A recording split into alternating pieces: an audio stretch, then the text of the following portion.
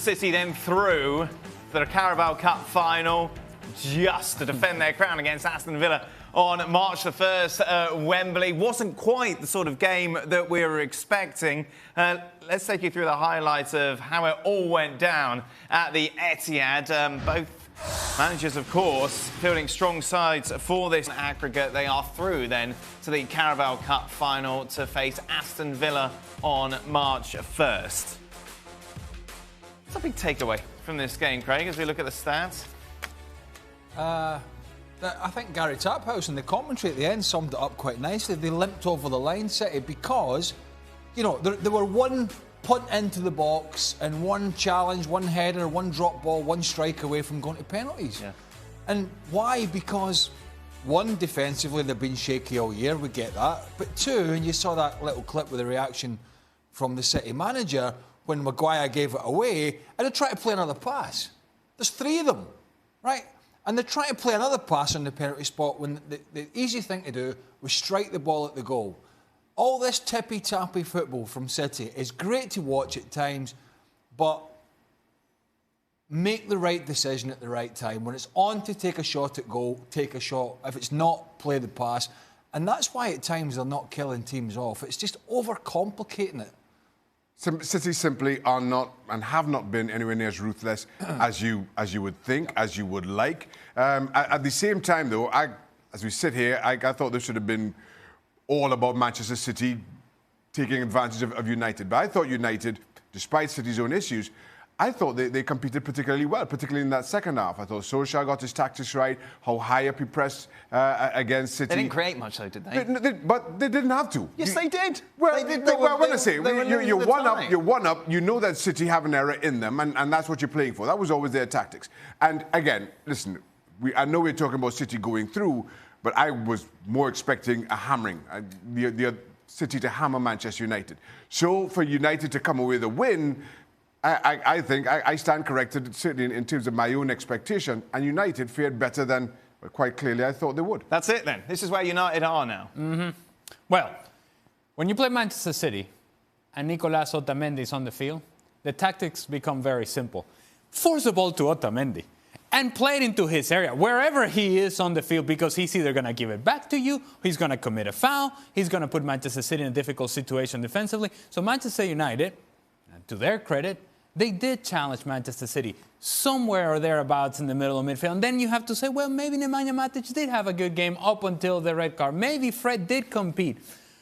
But I cannot, for the life of me, think that Manchester United is down to a level of simply having moral victories, of saying, we were close.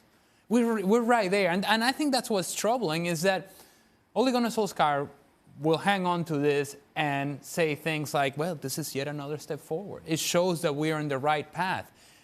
And if you are objective about this team, you cannot say that they're in the right path.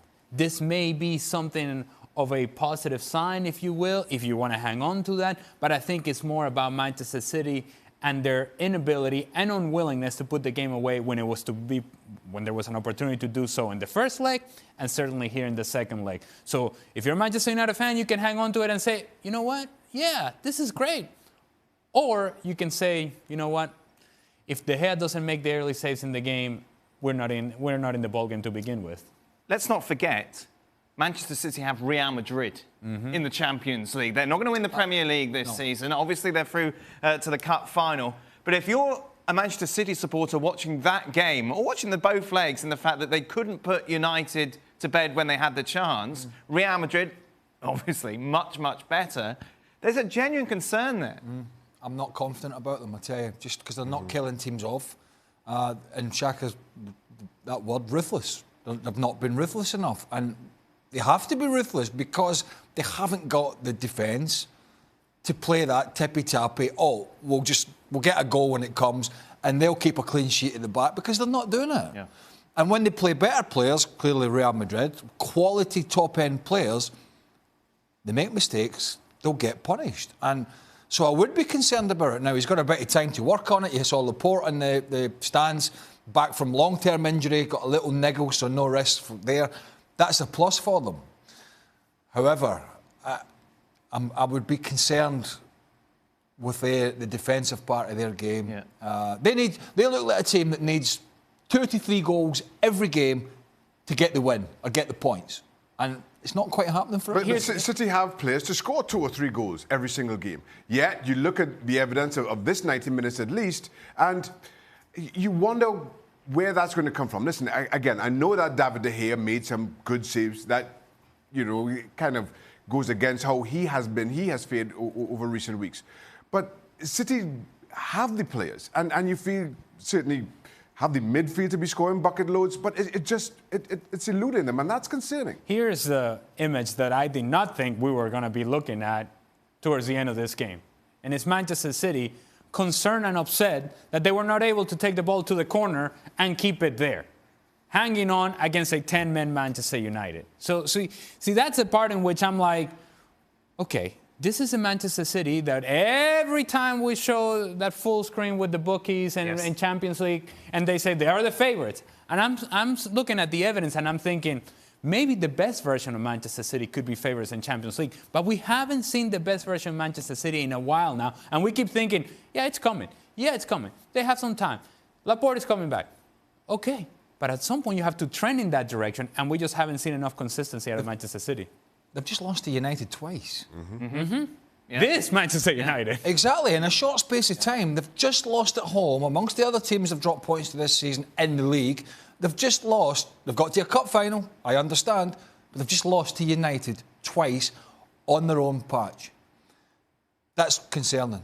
As for, and by the way, beyond this season, he'll have to go out and they'll have to spend in the back line. There's not a shadow of a doubt about it. On the other side of the coin, and I think Ali touched on it a little bit, with United, I think the concern for them is here that Solskjaer, with results like this and little bits where he picks away, gives the people that be, the powers that be at United, food for thought to say, if they're not already, we think we've got the right guy going forward. Rather than, we need to make a change. Because I think most of us think they need to make a change, certainly in the summer. But if he gives them enough and they don't do it, I think it can put them even further behind the 8 ball next year. I think this is more than enough for what we've seen from this United board to say absolutely. that Solskjaer's the right man. Let's be honest. The PSG game and result got him the full-time position. Yep. I think this performance and result keeps him in the job at least through to the start of next season. It's a PSG game that, oh, by the way, he referred to it in the lead up to this game. Hey, look, this is what we can do. This is what we're capable of. So if you're about to selling that, you can say, see, I told you that we could do it. Here we are again. We're having an opportunity to advance. We got unfortunate in the end. Meanwhile, it's been quite the chase, hasn't it, for Bruno Fernandes. Done deal, though. He will be heading to United before the end of the transfer window, making that switch from Sporting to United. Let's welcome in Gab Marcotti, shall we, to the show. Gab, is this a good signing, in your opinion? Well, it's an expensive signing when you consider that, it's 45 million plus up to another 20 to 25 odd million, depending on performances and bonuses, plus a sell-on fee, for a guy who's 26 years old. On the other hand, he's a 2-time Player of the Year in Portugal. He's a guy that United have obviously looked at for a very, very long time. And, from United's perspective, money's not really the issue. They're not counting pennies here. They have money. And so I think the question is, I don't think he's ever performed on a stage this big, even before Sporting when he was in Serie A. He was at clubs like Sampdoria and Udinese. But you know what? There's a lot of quality players who are late developers. Just look at Virgil van Dijk. United would like that, obviously, if he could replicate what the Dutchman has done. How much better? Does this mean United now are going to finish in the top 4, for example? No, but he's a piece in the jigsaw for them that they can go out and further adjust that in the summer, which they're going to have to do. So he's a player that they wanted to get in. Clearly, he makes them better. It gives another option in the middle of the park. He'll score goals. And it's a price that they have to pay to get players in. Now, for all the latest news, by the way... somebody said, no money, who's going to get the goals? And we all just looked at them. It was like... 19 points clear, Liverpool now. It's over! Right, so let me tell you about Leicester and what's going to happen. You were at the Leicester game.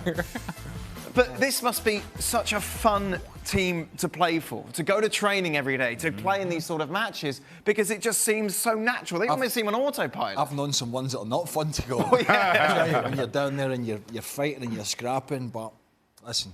And they're going to get a rest. Yes, yeah, they are going to get a rest. The manager said they're getting a rest in this break, and the kids will play against Shrewsbury in the FA Cup.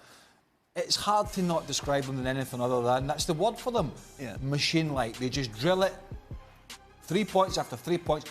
And another clean sheet. I know they didn't keep one against, was it Wolves? But apart from that, they've kept clean sheets for fun recently. Something we talked about with Man City. They can't do it. You know what's great? The feeling of certainty that you know Look at that. you're going to win. 33 matches, 32 wins. Well, they might need that goal difference. Probably. That certainty that when you step on the field, you're in that tunnel and you're looking across to the team and say they have no chance. Yeah, and the other team know that as well. They know that as well. And the players out on the field will recognize, I'm going to do my job and I trust that the guy next to me is going to do his job and we're going to win. And it's fun and it's enjoyable and it's great. And guess what? We're going to do the same thing next week and the week after that. It is a great place to be if you're in Liverpool. They were tested severely in that Wolves game, weren't they? It was a proper match. It was a proper match. This, West Ham have got another fight in their hands, and it's not playing against somebody at the top. Former Hammer of the Year, Shaka Hislop. Yes. He's worried. He said Obviously, you could say, it's Liverpool, but the problem is everything that's happened preceding this and the big games they've got coming up. Yeah, City and Liverpool yet again. Listen, the only thing, as a West Ham fan, you're hanging any set of hope on is that David Moyes has been here and done this before and somehow kept this team up. That and the return of Fabianski, who continues to prove vitally important to West Ham. Otherwise, I'm not sure how they survive. Fabianski? We've made this conversation about Lucas Fabianski. West Ham survival is all about Lucas Fabianski. I just want to turn it back to Liverpool. It's pretty nuts what they're doing, isn't it?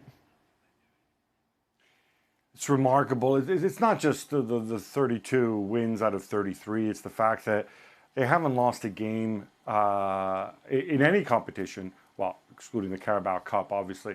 I think since the Barcelona defeat in the Premier League, they haven't lost a game since January 3rd, even 2019. That's going on 13 months without a Premier League defeat.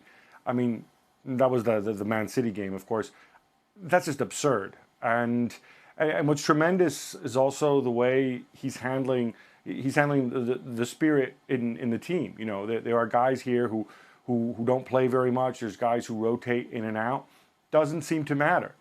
They all play. They all seem to be happy. They're all contributing. I know it's a lot easier to do when your team's winning, but not every winning team's been able to do that either. And I think that's a testament to Jurgen Klopp's man management skills. And I can say one other testament. There's a lot of people out there who seem to think that, no, you need winners to right. People who've won stuff, they go and win more stuff because there's such a thing as being winners.